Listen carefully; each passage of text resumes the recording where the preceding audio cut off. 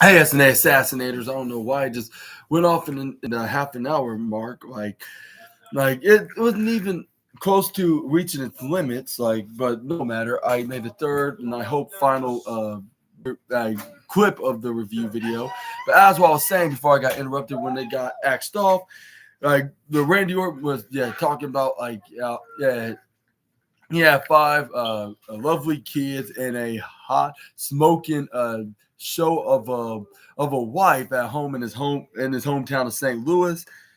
And this was like, and the cherry on top of that of that of that happily life that I have, like he is a 14, soon to be 15 time world champion in WWE. And this is where then he then or this is where the fans start chanting.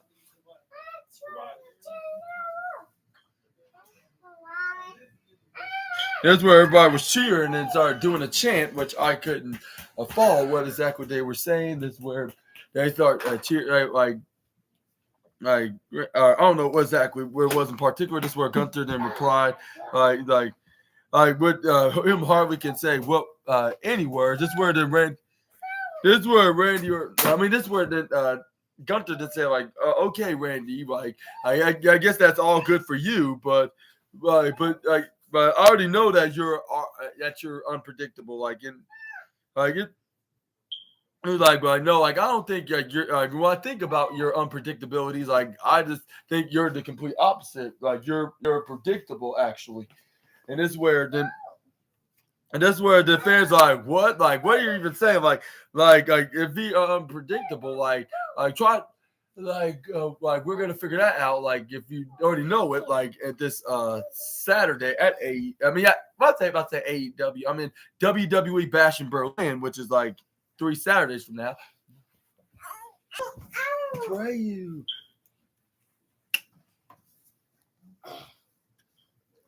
But anyways, this is where we got Now I'm trying to block Sassam out. Why? Why are you trying to block Sammy? But anyway, this is where we got Gunther was I'm gonna give you these 3 predictable examples. Prediction number 1, I'm gonna beat you. I'm gonna give you the most beating of a lifetime when we get to Berlin. And this is where fans no, I don't think you're gonna do that. Even if you do retain, this is where the Gunther then went to prediction number 2. He's like, okay, now that leads up to number 2.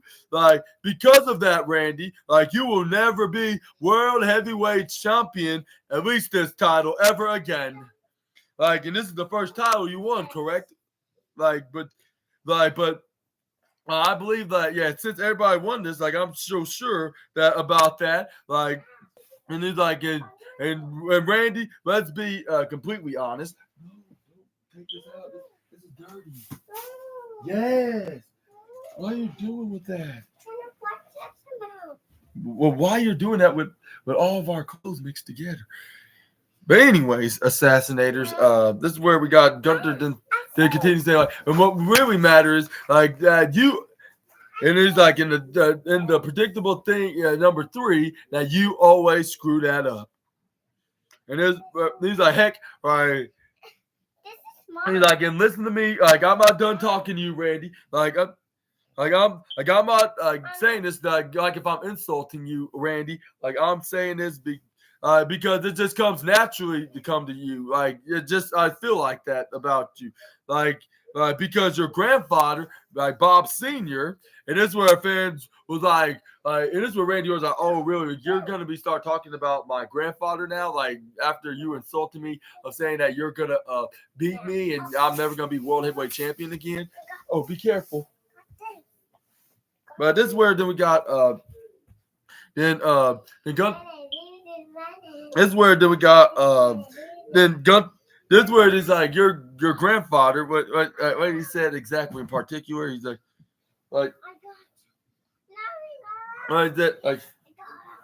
he said his grandfather, Bob Orton Sr., was a screw up. Yeah, that's what he called him, a screw up.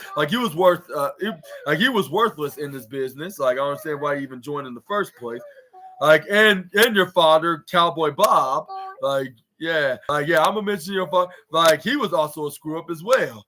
Like, if not worse than your grandfather. And this was like, and he's like, and you may be Orton. Like, after I'm through with you, you're gonna be the biggest screw up of them all in the Orton family. And that's where it pissed off Randy Orton. He started fuming with the red stuff, like coming up. And I'm not talking about blood. I was like, more likely anger and rage was slowly building right in his head. But before they can interact like in a very brutal way, this is where before they I mean to say before they can even interact and start throwing fists on one another. This is where we got the guy that I thought was about to interrupt him, and then didn't do it until the last minute of the segment, and that is none other than the Scottish Warrior, the same man that's complaining that how Randy's getting the opportunity just because like he got screwed out of Gunther like a few months ago, and yeah, and like he's on SmackDown, like, and he's saying that's 2 plus 2 equals potatoes, basically, to Adam Pearce, and I'm surprised he didn't call him and then competent bald biscuit iced tea chicken hotcakes for that. But anyway, this is where we got Drew McIntyre got while on the microphone. That's where he's like, well, like I did these two idiots, like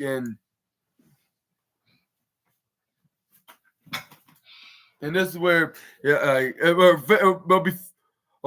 is what he's not, but he didn't even use the microphone when he said, well, if it isn't these two idiots, and this is where then, before he could even say anything on the microphone, this is where we got the fans start chanting CM Punk. That's their favorite word to say about Drew McIntyre. And then that gives me an idea. Like, if I ever met Drew McIntyre, I'm going to mention that. Let's hope he don't headbutt me for doing so. But I'm just doing it just for a funny reaction on the matter. But yeah, but until then, like, I'm gonna keep doing these videos, and that's the only place you're gonna be seeing me when it comes to wrestling. When it comes to wrestling projects or anything wrestling related whatsoever.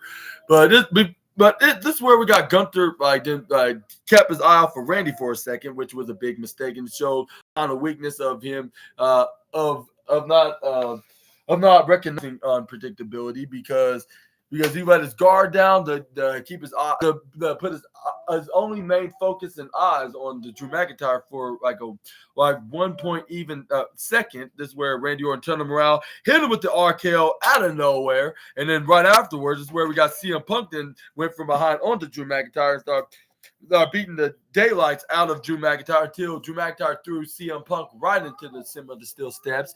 This is where he pulled out his belt, and I was like, when the last time I saw Drew McIntyre did that before?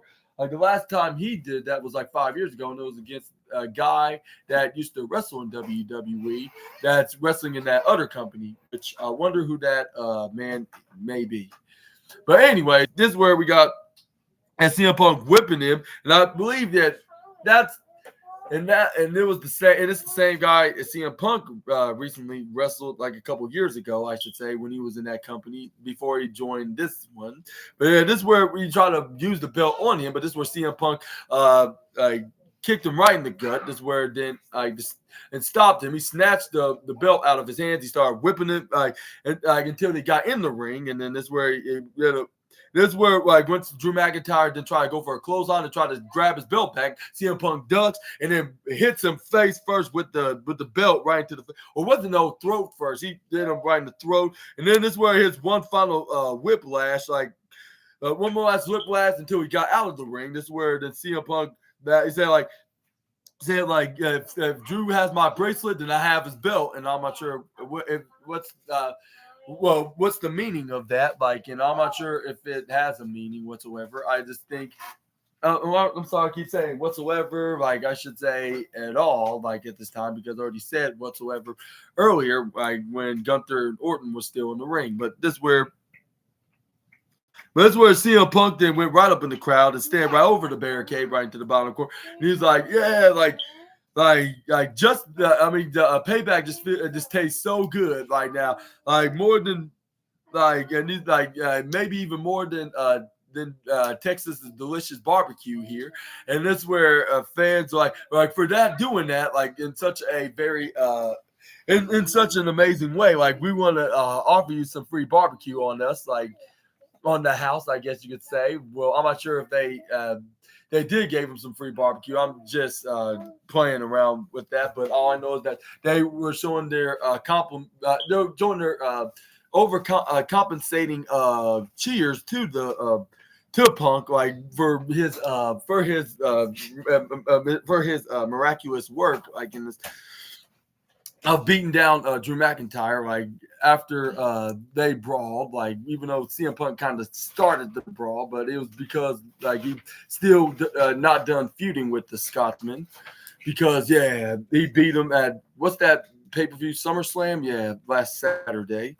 But let me know in the comments below, do you think we're going to be seeing a Punk versus McIntyre part 2 at the German pay-per-view? But let's move on to the next slide. Let's see. I know, it was Jackie Redmond in an interview with Sheamus, with her asking questions on what she learned from Pete Dunne in the day before the show came on, and this where then Sheamus's response was like I don't understand, I don't get like what's his reasoning, why he betrayed me, like I did not leave him in the dust, I was gone for a good reason, because I was injured for the last few months, and and with him, he's just starting to be jealous. Ever since that I got back in here and I start getting, it's still being recognized as the most well-established men in all of WWE. And I guess that I guess he wants to be his own man. That's fine, but you didn't have to go and you don't have to go and did what you did, and that is whack me in the head with a shillelagh, just to express that to me or something like that. But this is where we got Ludwig Kaiser then and it came in and he interrupted, where he did say like